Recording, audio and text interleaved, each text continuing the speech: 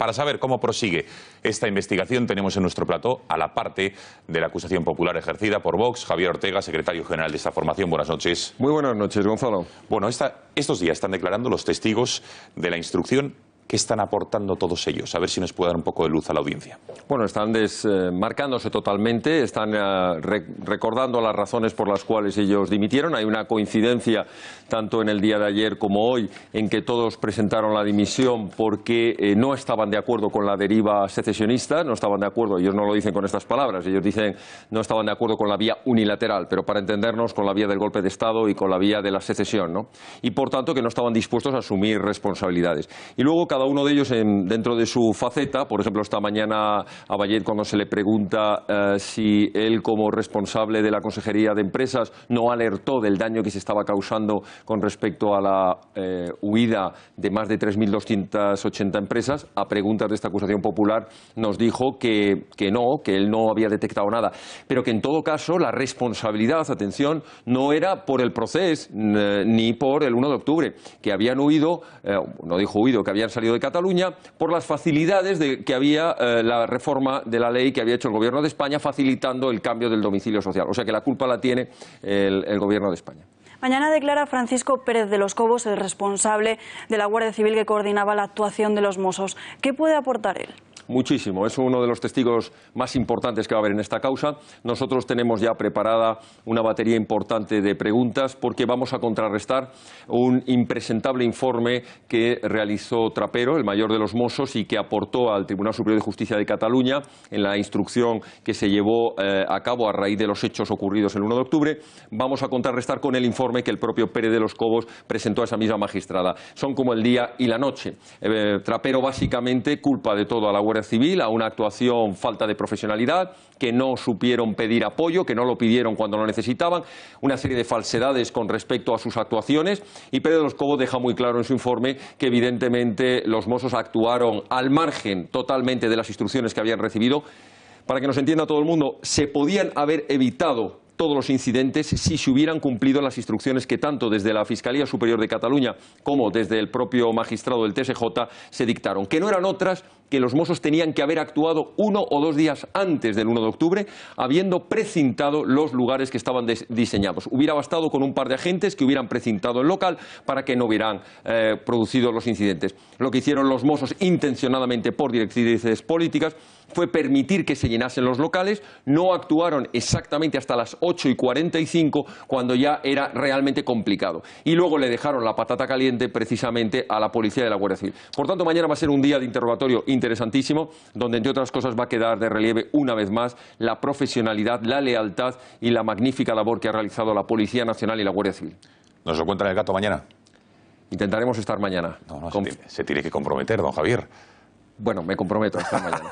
Así es. Vamos a ver, me llama mucho la atención los SMS entre Puigdemont y Comín que hacen referencia concretamente, y a ver si lo podemos ver, y cito textualmente, que el plan de Moncloa triunfa, solo espero que gracias a ello puedan salir de prisión. ¿A qué plan de Moncloa cree que se está refiriendo? ¿Y cree que hay algún tipo de pacto por estas palabras de Puigdemont? Sin lugar a dudas. Desde Vox hace varios meses, y el que quiera seguir nuestras declaraciones lo va a poder ver que esto que voy a decir es así, nosotros venimos denunciando un pacto encubierto entre, por un lado, el Gobierno de España a través de Soraya Sáenz de Santamaría con los llamados no constitucionalistas, los golpistas directamente, intentando apaciguarles a cambio de más cesiones, más prebendas. Se habló del cupo catalán, se habló de la posibilidad de más transferencias, etcétera, etcétera. Y no nos extraña que en esos pactos estuviera también la posibilidad de que, si no llevaban a cabo sus actuaciones, hubiera en todo caso, si finalmente terminaban en vía judicial, impunidad o indultos. Esto lo hemos denunciado hace meses. A nosotros no nos extraña absolutamente nada, porque al final hay un pacto que se vio con la aplicación del 155 entre el Partido Popular, Ciudadanos y el Partido Socialista. Se estuvo retrasando la aplicación del 155 para hacer una aplicación de un 155 absolutamente light. En este mismo plató lo hemos denunciado muchas veces. 55 días después se convocan unas elecciones que todo el mundo habrá visto que no solo no han servido para nada, sino que han sido peor, porque nos volvemos a encontrar en el mismo escenario que antes, y no tenemos ninguna duda de que algunos están diciendo, bueno, ahora ya se ha acabado el problema porque Puigdemont no gracias a ellos, por supuesto, no gracias a ellos, ya se ha terminado el problema y Puigdemont ya está fuera de escena. Pero no el golpismo. Ellos siguen con las mismas intenciones, cambiarán la jugada, pondrán unos sustitutos, habrá otro candidato, pero las intenciones del golpismo siguen exactamente intactas. Por tanto, la solución pasa, y permítame que con eso termine, pasan por dos escenarios que no se plantean ni el gobierno ni la oposición.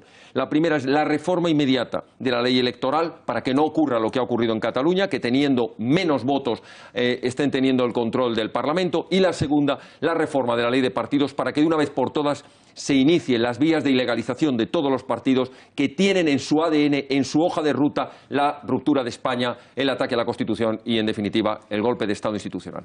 Vox va a pedir que se aporten a la causa del proceso estos mensajes de Comín y de Puigdemont. ¿Por qué? Sí, mañana mismo vamos a presentar un escrito al instructor porque entendemos que ahí se están aportando unas pruebas que además ha sido reconocida la autenticidad tanto por el destinatario como el receptor el emisor como el receptor de ese mensaje, porque consideramos que es muy importante que personas que están fugadas, prófugos de la justicia, están reconociendo que había un pacto y cuando se sienten se sienten en el banquillo y tengan que responder, queremos tener esas pruebas allí delante para poderles preguntar exactamente ese pacto, ese acuerdo, había algún tipo, quién estuvo en esas reuniones, se pactó realmente la posibilidad de que pudieran salir en libertad, etcétera, etcétera. Creemos que es un elemento de prueba que tiene que estar en las actuaciones para que en su día, cuando tengan que declarar, porque tarde o temprano serán detenidos y tarde o temprano tendrán que rendir cuentas ante la justicia, tengan que rendir cuentas también de estos pactos que ha habido entre el Gobierno de la Generalidad y el Gobierno de España.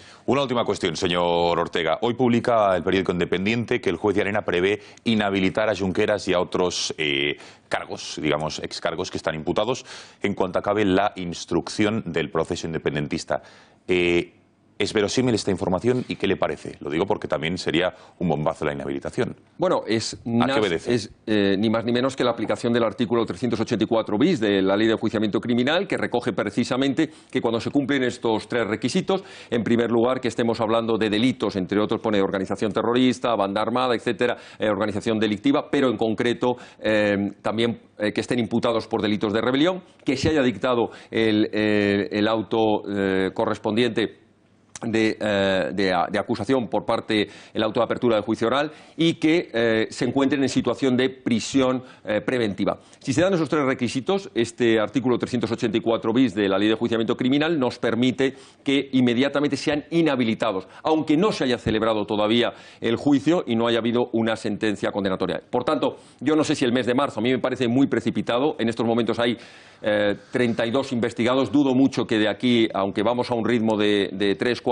comparecencias semanales, dudo mucho que lleguemos a marzo habiendo terminado la instrucción, pero es verdad que si no es marzo, es abril o mayo, puede haber ese auto y una vez dictado ese auto de apertura a juicio oral, es muy probable que se produjese la inmediata inhabilitación. Don Javier Ortega, muchísimas gracias por haber estado esta noche en el informativo de esta casa y buenas noches. Muchas gracias, muy buenas noches.